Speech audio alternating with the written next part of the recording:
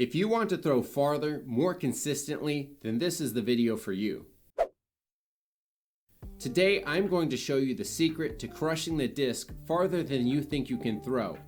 Other than top touring pros who already have perfected their form and are kind of throwing at their maximum distance already, I would say 99% of you watching this video can definitely add distance to your throw. Often when I'm playing around with other players, I hear them say, I wish I could throw that far, or I wish I could throw farther than what I am currently throwing.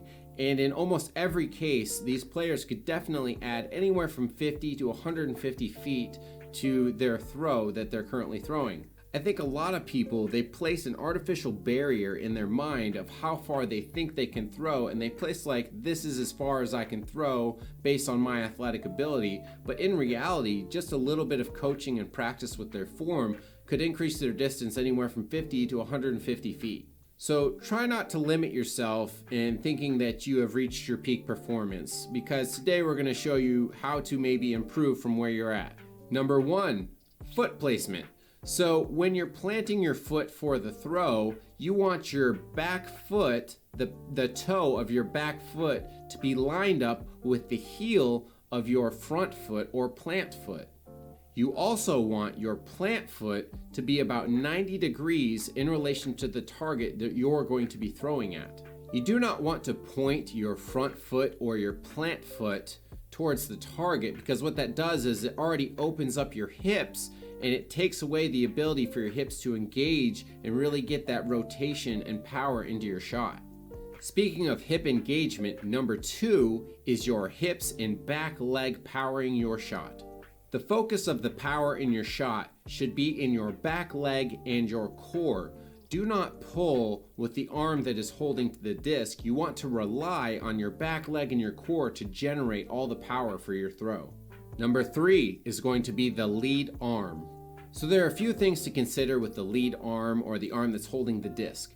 When your arm is in the extension position where the disc is behind your body, you want to extend in a straight line backwards. You do not want to curl the disc around your body, because what that does as you're coming through the throw, it creates an arc shape around your body, and it's going to create an inconsistent release point, and it also takes away from the whip motion of the arm.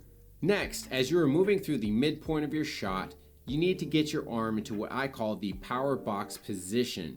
This is two 90-degree angles that create a box shape with your arm. This allows the joints to align properly to allow for your arm to turn into a whip that will rip the disc out of your hand and launch it down the fairway. Make sure when you're creating the power box that your arm is up in the proper position. You don't want your arm to drop, because what that does is it kind of deflates the power box and takes away a little bit of the whip in your throw. Last, but most importantly, do not pull with your lead arm. You do not want to pull the disc like you are starting a lawnmower. You want to rely on your leg and your core to generate that power. So all you need to do is just keep your arm up in the proper position, and as you're coming through the shot, your arm is going to naturally bend. You don't have to actually pull. Your arm is going to bend as your body is turning, and you're going to create the power box naturally. So rely on your leg and your core to generate that power rather than pulling with the arm. I know it sounds counterintuitive when I'm talking about keeping the arm loose, essentially. It's not completely loose. All you're doing is you're making sure that the arm is up in that position, but you do want it loose enough so that you can create a whip. If your arm is tight and tense when you're like pulling through the shot, you can't create that whip and really get that snap at the end to really launch that disc. The back arm needs to be tucked in close and tight to the body. This allows your body to rotate very quickly. If your arm is out and away from your body, it slows down your rotation and takes a lot of power and speed off of your throw. If you are struggling with getting your arm in close to your body, I suggest grabbing your pant leg or your shorts and holding on to it throughout the entirety of the throw. And what this does is it gets your body used to having your arm in that position. And after you've done it long enough, then you will notice that you don't have to really grab onto your pants anymore. And it's just more of a natural position for your arm to be down by your side. If you want to generate even more distance, you can actually use your back arm for more momentum in the shot to create more rotation and speed. So you're using your back leg, your core, and your back arm all together. This does take a little bit more coordination and kind of can be confusing at first, so give it a little bit of practice and eventually you'll get used to it. Number 5 is going to be head position. You don't actually want to look at your target during the throw, because what this does is it doesn't allow your body to fully rotate around to get the full motion of the throw, and this can take a lot of distance off your throw. Obviously, if it's a shorter throw, it's not as big of a deal, but for more of a longer distance throw, you can't really look at your target. You really want to allow the head to look away from the target. I know this sounds really weird and it takes a little while to get used to, but you just have to trust your throw with good form and that the disc will go on the line that you put it on. But looking away from the target is going to allow your body to rotate all the way around to get the full throw and maximum distance shot. So don't create an artificial barrier in your mind of how far you think you can throw, what your limit is. Obviously, unless you're a top-level touring pro, all of you can actually add distance to your throw. You can throw farther. I truly believe that every average person should be able to throw at least a 360-foot shot.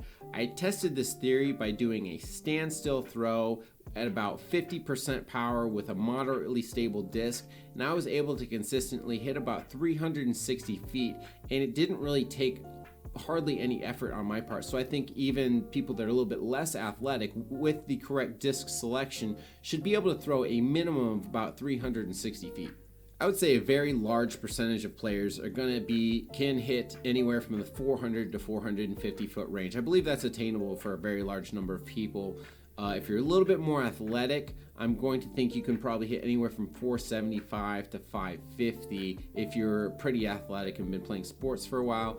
And then if you're at the very, very top level of throwers, you can hit probably somewhere around 600 feet or maybe a little bit more than that. Now get out to a field, film yourself, watch yourself throw, work on these 5 pieces that we're talking about and just try to identify them in your throw. I guarantee if you can put all this into practice, you will throw farther. If you want some coaching, I will be posting a schedule soon of my tournament schedule. If I'm in the area, hit me up. I'll come out and do some lessons with you. I would love to help you out. Otherwise, thank you for coming by and watching these videos, supporting my channel in this journey that I'm on here, and we'll see you in the next video. Thanks.